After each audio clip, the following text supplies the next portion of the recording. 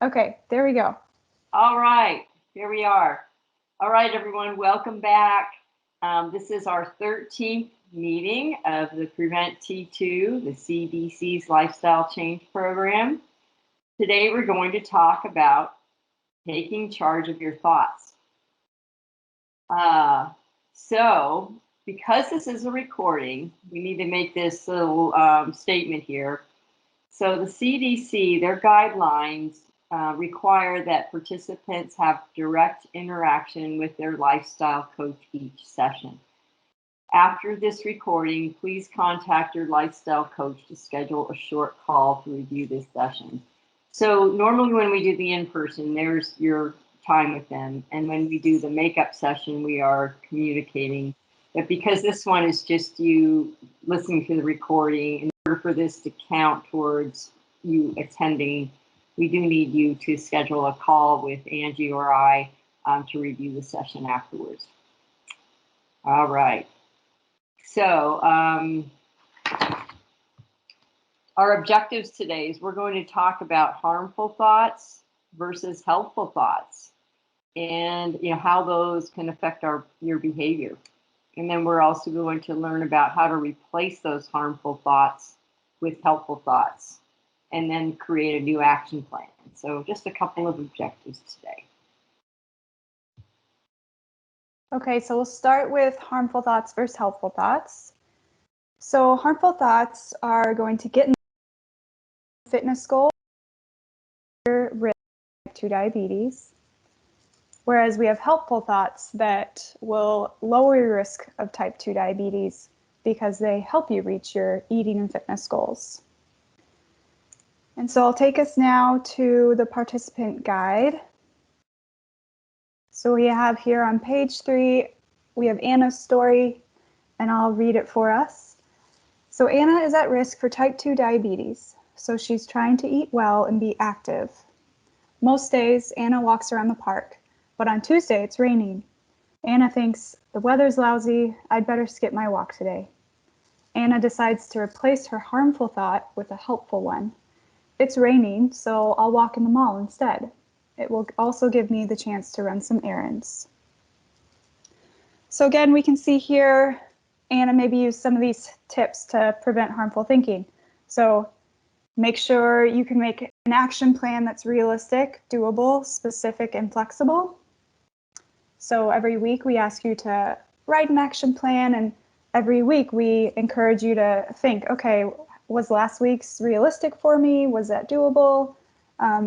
So again, you don't want to do something that will lead you into the spiral of harmful thinking. You want to make sure that you do something that is realistic for you to do, so you don't fall into that pattern of harmful thinking.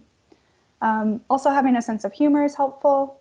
Taking care of yourself, so manage your stress, get enough sleep, eat right, and stay active. And then keeping things in perspective.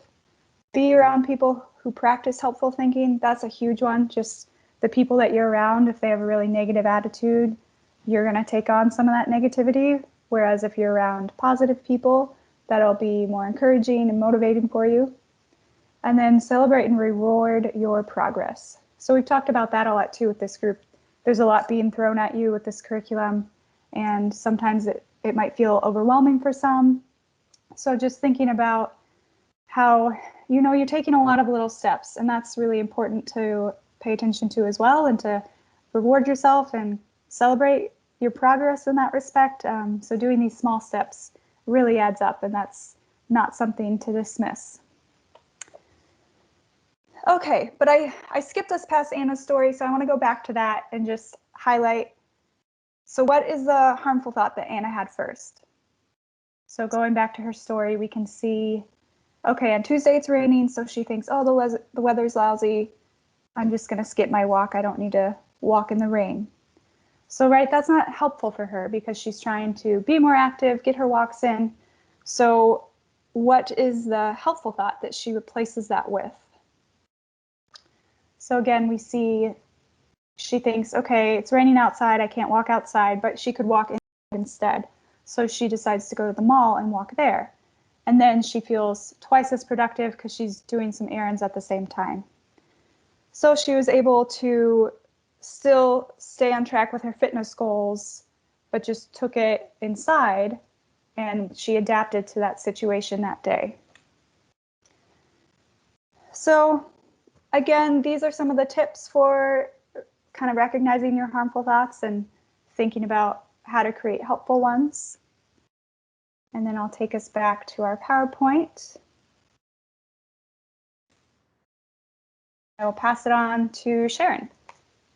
All right. So as Angie showed, you think, well, they're just ways of thinking. But what ways of thinking do are lead to behaviors. And so just by having a certain thought, that can make you, because you're making a choice. And so harmful thoughts lead to harmful behaviors many times, and helpful thoughts lead to helpful behaviors. That does not mean if you have a harmful thought, you're destined to do harmful behaviors. And so what we want to teach you here is to recognize those harmful thoughts when they show up, and just kind of a step-by-step process to turn that into a helpful thought. Think of it as kind of like, I always think of putting a cassette in your head, and that cassette is saying, this is what I'm thinking, and now you're taking that one out and you're putting another one in. So the ways to do this is is to turn to the 3 steps to replace harmful thoughts with helpful thoughts on page 4 of your participant guide. So what these are is, first of all, identifying your harmful thought, and what thoughts get in the way of your eating and fitness goals. And so what I wanted to come up with here is an example, which I have seen through my years in practice. I call it might as well thinking. And let's say you have a certain number of calories you say I want to be eating per day, and you're keeping track of it. And let's say you're up to 1,600, and all of a sudden,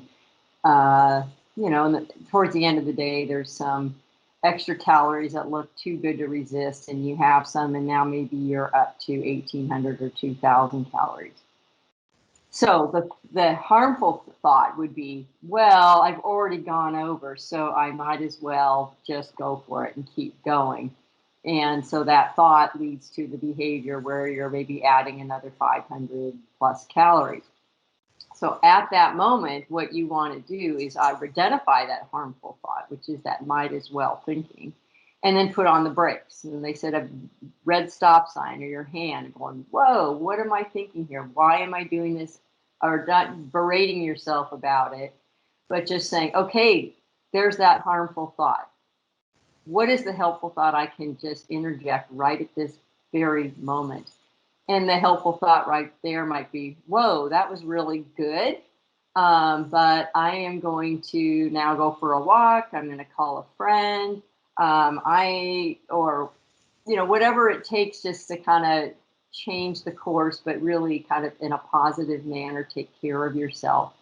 And just by changing that thinking, you've totally changed the rest of the day in terms of your calories, and then the way you feel about yourself and all that. So it's a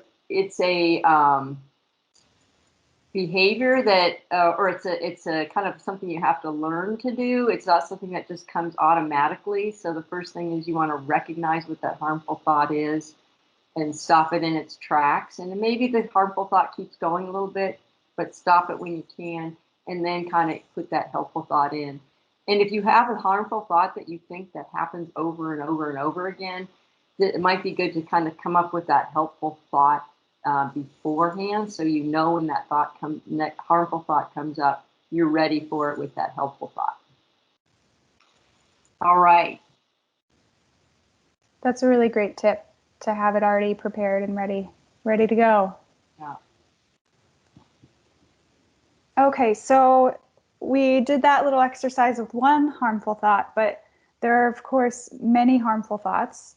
And if you have it in front of you on your participant guide, we're going to go through pages 5 and 6, and we'll talk about some of the different harmful thinking, or the different types of harmful thinking.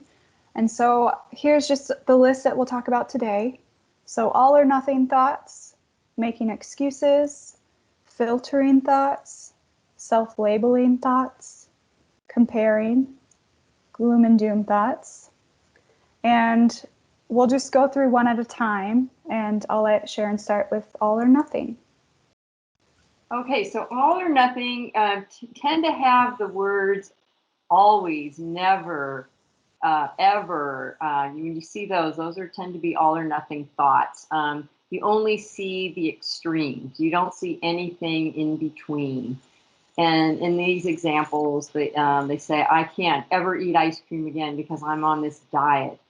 Or exercise is boring, so I'm not going to do it. They're just kind of extreme ways of thinking. And I think this also goes into that example I gave, which is I had this food which I feel in my mind is forbidden, so I might as well eat the rest. It's basically you're just kind of running with it and going for it. So that's the kind of thinking that can lead to some pretty harmful behaviors as well. So what you do is when you have that thought, in this example, I can't eat ice cream ever again. It's going, whoa, that is a real harmful thought. So I'm going to put the stop sign up there and I'm going to say, I can have ice cream once in a while. Or when I do have ice cream, I'm going to measure it. And that way I won't have too much. And I really enjoy it in a way that I don't have to even think about having too much. Or exercise is boring. Well, I just haven't found an activity that I enjoy yet. Or I'll keep trying new activities until I find one that I like. So it's just changing that thinking just a little bit, and that can totally change your behavior moving forward. All right, so we have making excuses. And I know that's a popular one that our group has talked about a lot. And so with making excuses, you tend to blame a situation, you blame other people or things or events, and whatever it might be, you might blame that or make excuses based on that to either kind of justify your behavior or justify a mistake. And so here we have listed some of the harmful thoughts you might have in terms of making excuses. So like we saw in Anna's story, it might be about the weather. So, oh, it's too cold or too hot outside to go for a walk. And so let's stop. Okay, so what are some helpful thoughts there? Well, you can dress for the weather and walk anyways. So if it's cold, bundle up. Or if it's raining, wear a rain jacket or get an umbrella. And then if it's hot outside, maybe put on a hat, wear some sunscreen, bring some water. Maybe you're not walking quite as long because you'll get overheated, but that's okay too. Even getting in a shorter walk is better than nothing, right? Or the other option, I will work out indoors. So in a kind of controlled environment where you can be comfortable. So the other example they have here is I can't meet my eating goals because my wife keeps making cookies. So let's stop there. Okay, so what are the helpful thoughts? I find the cookies tempting. Okay, so it's not fair to blame your wife, right? It's you that you find the cookies tempting, and you need to reflect on that and come up with a strategy there. And that might be asking your wife to make something healthy instead. And I know this one we've talked about quite a bit in terms of shopping, and maybe the kids are asking you to buy something. So you're saying, oh, I'm buying it for the kids. And then I end up eating it. And, oh, I only do it because I had to buy it for the kids. And, we've talked about that too, is have a plan. Go into the grocery store with a list and know what you're buying. Or similarly, we've talked about struggles with, oh, we don't have our lunches ready or our dinners ready, so we end up like snacking or just grabbing something that's quick. So maybe a helpful thought there is, okay, maybe I can meal prep or plan ahead, and I don't need to blame my busy schedule for my food choices. Okay, moving on. So the next one is about filtering thoughts. And so filtering thoughts, it's where you ignore the good and you focus on the bad. So it's kind of like, I always think Eeyore kind of does this, no one else supports my healthy lifestyle. Or I've been stuck at my diet all week. Oh my God, poor me. That kind of thinking, it doesn't feel good, and basically it calls us to do things that probably are more harmful for our towards our goals. So in these examples, no one supports me. Well, then you go, well, my friend Shelly supports me, or I will ask for some support. Or I haven't stuck to my diet at all this week. Then it's like, well, I did stick to my diet for 4 out of the 7 days. Or I have a plan to stay on track in the future. And point here is that you're just seeing how just that changing that thought really changes the outcome. So, and I know I keep repeating that, but it's really noticing, catching those thoughts, and we all do them. Everybody does them. Whether you've got you have you're struggling with your weight or smoking or whatever, we all have them, and so it's just catching them when they are just happening and going, there it is, and okay, what am I going to plug in right here, and then moving forward. All right, so next is self-labeling. And self-labeling thoughts is where you call yourself something bad. And I think this is pretty common for a lot of us. We're so quick to just think, oh, I'm so stupid for doing this, or I'm an idiot, or, what's wrong with me, or I'm just not as good as this person. I just can't do it. I'll never be able to do it. And these are often things that we would never say to a friend, right? But somehow we get away with saying it to ourselves. So here, for example, we have I'm such a weakling. So maybe you're thinking about your fitness goals, and maybe you're not making as much progress as you would have liked. So, I'm such a weakling. But let's turn that around and look at, okay, I can climb the stairs without getting out of breath now. So that's huge progress compared to maybe before you climb the stairs and you would get out of breath. And then saying, I'll be a little more active each week. So recognizing, again, like Sharon said, changing that thought process will have a better outcome, and seeing that, okay, this doesn't have to happen overnight. I can do a little bit more each day or each week, and you'll slowly make progress. The next example is, I'm the world's worst cook. But if you were to think about it, maybe you would see that actually my daughter liked the stir fry I made last night. And then also recognizing I'll keep learning more about cooking. So, right, we don't all have to be the best at everything right now, but we're in this program to learn, and we're slowly picking up new tips or new recipes or just new lifestyle habits, and you'll get there with time, and you're making small improvements, which in the long term will have huge benefits. And I think another thing that we could also interject in here is, as Angie said at the very beginning, is a sense of humor. And I think about like saying, God, I'm such a weakling. And I just kind of go, yeah, look at my noodly muscles and everything. I can't do anything. Just kind of, see the humor in what you're saying and just going, that's not really true. I can do a lot of things. And so sometimes that humor can actually help you with the transition to the more helpful thought. So comparing is another type of harmful thinking, is when you compare yourself with others and find yourself lacking. Like, for example, someone, Teo, has lost so much more weight than I have. Like, God, I'm such a loser. My weight has slowed down. So maybe I'm just not losing weight as quickly. Or I'll ask Teo, what he or she is doing to lose weight. Stella is so much stronger than I am, and then I'd like to be stronger. And I'll try using a resistance band. I think this example we see a lot in exercise classes. We start looking around and going, man, they did 3 more push-ups than I did. Oh gosh, I'm just not that strong. And just recognize, man, you're out there and you're doing it, and and to think that this is you, how compare yourself to yourself where you were, say, a month ago. And that's really where the comparison should be. Everybody's got their own journey. So really trying to focus on your progress, and rather than comparing yourself to others, will kind of help you with those harmful thoughts.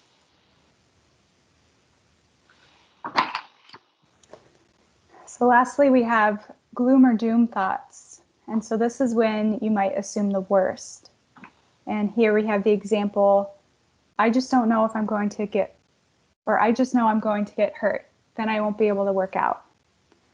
So again, this harmful thought is, it sounds like, would be keeping you from working out and achieving your fitness goals. So a helpful thought would be, I'll take steps to work out safely. Or if I do get hurt, I'll find a different way to get to be active. Right? And that's something we've talked about. A lot of us have some back issues or knee issues, and we've found ways to adapt and work out in a way that doesn't hurt our bodies, right? And so the next one, I just know I'm going to get type 2 diabetes since both of my parents had it. So that's a very heavy thought. And, you know, all of us are in this group to prevent diabetes, but I know a lot of people have shared family members have it. They've seen loved ones pass away from it.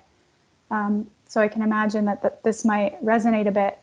And the helpful thought here would be, I know a lot more about how to prevent type 2 diabetes than my parents did. And I'll do what I can to prevent type 2 diabetes.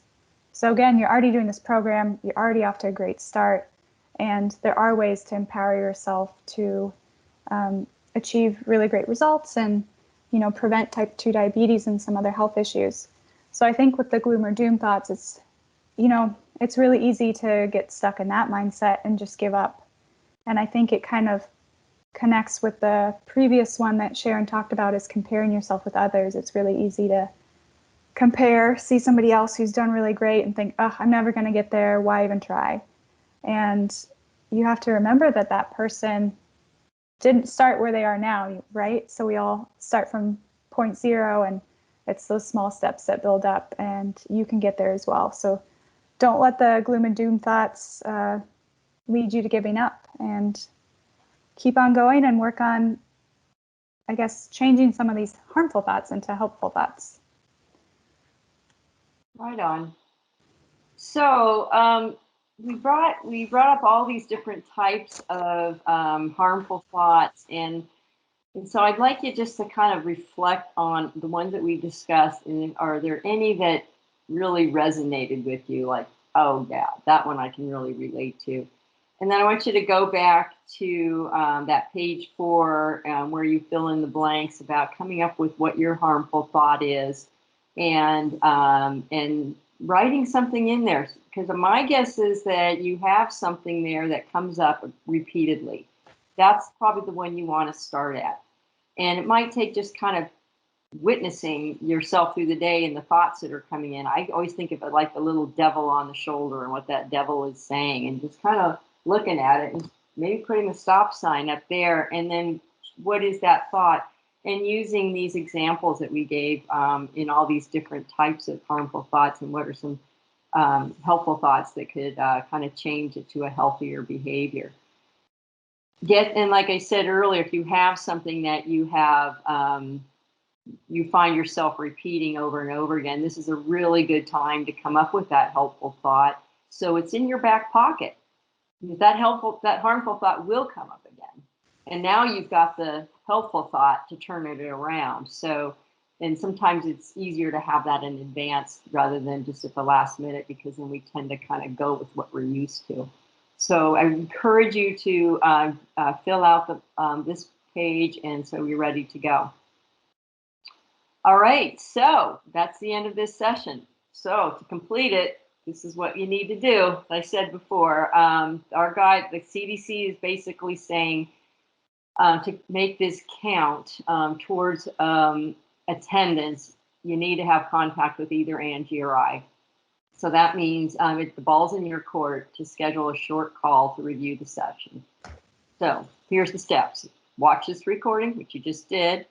Write your action plan, and then follow those 3 steps to replace harmful thoughts with helpful thoughts. And we'll probably ask you what you did there. So, hopefully have something in there that's really going to work for you.